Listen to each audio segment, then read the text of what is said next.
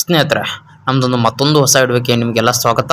ಸ್ನೇಹಿತರೆ, ಇವತ್ತು ನಾವು ಕಡ್ಡಾಯ ಕನ್ನಡ ಪರೀಕ್ಷೆ ಬಗ್ಗೆ ಒಂದು ಸ್ವಲ್ಪ ಇನ್ಫಾರ್ಮೇಷನ್ ಹೇಳಬೇಕಂತ ಬಂದಿದ್ದೀವಿ. ಸ್ನೇಹಿತರೆ, ಸ್ವಲ್ಪ ಜನ ಕಮೆಂಟ್ ಹಾಕಿದಿರಿ, ಕಡ್ಡಾಯ ಕನ್ನಡ ಎಕ್ಸಾಮ್ ಯಾವ ಥರ ಇರುತ್ತೆ ಸರ್ ಅಂತ, ಯಾರೆಲ್ಲ ಬರಿಬೇಕು ಅಂತ ಕೇಳ್ತಾ ಇದ್ದೀರಿ. ಸ್ನೇಹಿತರೆ, ಇದು ಡೇಟ್ 19/7/2026 ಫಿಕ್ಸ್ ಆಗಿದೆ. ಸ್ನೇಹಿತರೆ, KE ಅವರು ನೋಟಿಸ್ ಹೊರಡಿಸಿದ್ದಾರೆ. ಸ್ನೇಹಿತರೆ, ಇದನ್ನೆಲ್ಲ ಯಾರೆಲ್ಲ ಬರಿಬೇಕಪ್ಪ ಅಂದರೆ ಸ್ನೇಹಿತರೆ, ನೀವು SSLC ಮತ್ತು PUCಯಲ್ಲಿ ಪ್ರಥಮ ಅಥವಾ ದ್ವಿತೀಯ ಲ್ಯಾಂಗ್ವೇಜ್ ಕಲ್ತಿದ್ರೆ ಸ್ನೇಹಿತರೆ, ಅವರು ಬರೆಯೋ ಅವಶ್ಯಕತೆ ಇಲ್ಲ. ಮತ್ತು ಅವರು ಹೆದರೋ ಅವಶ್ಯಕತೆ ಇಲ್ಲ. ಯಾಕಪ್ಪ ಅಂದರೆ ಸ್ನೇಹಿತರೆ, ಆಲ್ರೆಡಿ ನೀವು ಅಲ್ಲಿ ಕನ್ನಡ ಲ್ಯಾಂಗ್ವೇಜ್ ಕಲ್ತಿರ್ತೀರಲ್ಲ, ಸ್ಟೇಟ್ ಗೌರ್ಮೆಂಟ್ ಆಲ್ರೆಡಿ ಅನೌನ್ಸ್ ಮಾಡಿದೆ. ಸ್ನೇಹಿತರೆ, PUC ಅಥವಾ 10th ಅಲ್ಲಿ ಪ್ರಥಮ ಅಥವಾ ದ್ವಿತೀಯ ಲ್ಯಾಂಗ್ವೇಜ್ ಇದ್ದರೆ ಅವರಿಗೆ ಕಡ್ಡಾಯ ಕನ್ನಡ ಎಕ್ಸಾಮ್ ಬರೆಯೋ ಅವಶ್ಯಕತೆ ಇಲ್ಲ ಅಂತ ಹೇಳಿದೆ. ಸ್ನೇಹಿತರೆ, ನೀವು ಆ ಕಡೆ ಕಡ್ಡಾಯ ಕನ್ನಡ ಎಕ್ಸಾಮ್ ಓದೋಕ್ಕೆ ಟೈಮ್ ವೇಸ್ಟ್ ಮಾಡ್ಕೋಬೇಡಿ, ಯಾಕೆಂದರೆ ನಿಮ್ಗೆ ಎಕ್ಸಾಮ್ ಇರಲ್ಲ. ಸ್ನೇಹಿತರೆ, ಯಾರೆಲ್ಲ SSLC ಮತ್ತು PUCಯಲ್ಲಿ ಪ್ರಥಮ ಅಥವಾ ದ್ವಿತೀಯ ಲ್ಯಾಂಗ್ವೇಜ್ ಕನ್ನಡ ಇರಲ್ಲ ಸ್ನೇಹಿತರೆ, ಅವ್ರು ಬರಿಬೇಕಾಗುತ್ತೆ.